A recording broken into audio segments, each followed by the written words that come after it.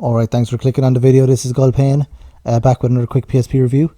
And this one is Star Ocean First Departure for the old PSP. So this was developed by Tose for the TOSE for the old PSP and published by Square Enix.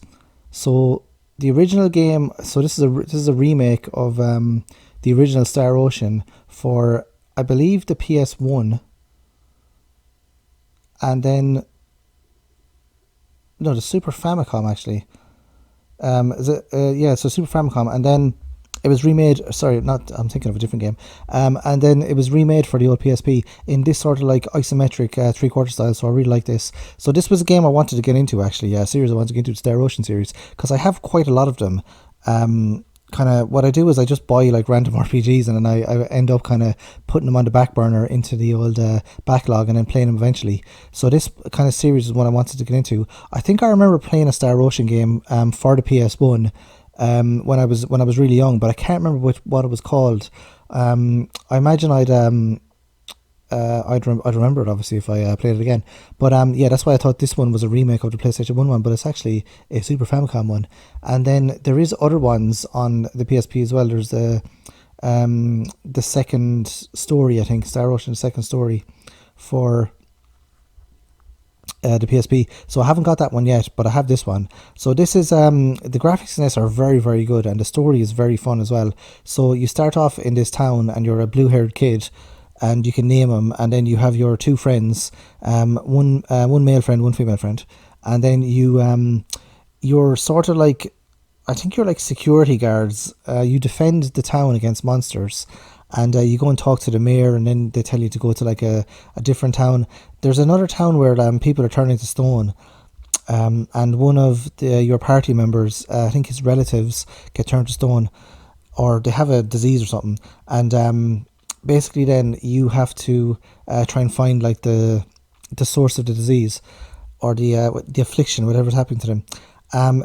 You're on a planet and you basically get abducted by aliens. So there's these alien people. They transport you up to their ship, and they have like advanced technology and advanced medicine, whereas you're like a pre-warp civilization, as they say in Star Trek.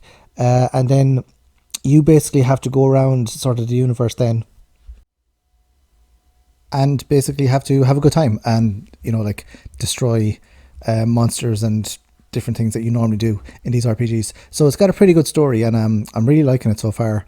I haven't completed this one yet. I wanted to, at the start of the start of the year, I wanted to kind of start some like new series of games that I kind of missed like years and years ago. So one of them was like Yakuza. So I've been trying to get into the Yakuza series, but I've been trying to get into the Star Ocean series as well. So what better place to start when the first game? So I was going to start by trying to play like the old fashioned Famicom one, because I think there's a fan translation of it done as well. But I think I'm better off just kind of because I have the PSP in my hand and I have the game in my hand as well. So I think this one is fine. There's also a Switch version, First Departure, which I could have got as well. I imagine that like is the graphics have been updated as well, and maybe there's like other enhancements. I don't know. I haven't played the Switch version, but yeah, the PSP version is fine for me. I also like the PSP versions of like Final Fantasy and stuff as well. I think it's really handy because the PSP screen is just so nice, and the games run really well on it, and I'm just always amazed at how well they look. And this one is no different. This one is definitely, you can see the sort of the Super Nintendo, Super Famicom style in this game, with the kind of I don't want to say mode 7, because they're not using mode 7 or mode 6 in this game, because this is like they're using like whatever the engine is on the PSP. But the definitive sort of style of the Super Nintendo is present in this game, and I really like that style. I would have preferred if the battles were sort of like menu based, as opposed to where you just basically go and just tap the X button until the enemy dies. So they're not really overly strategic, the battles. I know you have to set up the other characters, like one is on healing and one is on sort of magic, or one is on melee, and you can control any of the characters when you're doing the battles as well. But I think just like the kind of Final Fantasy style of menus, battles is better. This is kind of like I don't want to say Tales games, because does this predate the Tales games? I'm not sure, but it predates the Tales games I played anyway. But this is kind of the Tales game style, where it's a traditional RPG, but instead of the menu based turn battle system, it's kind of real time. So it's not like, I don't know. There's some games where it's like Ease, where like you just basically like you never leave the screen that you're on. You know, to go to a different screen to fight, you just stay in the same screen.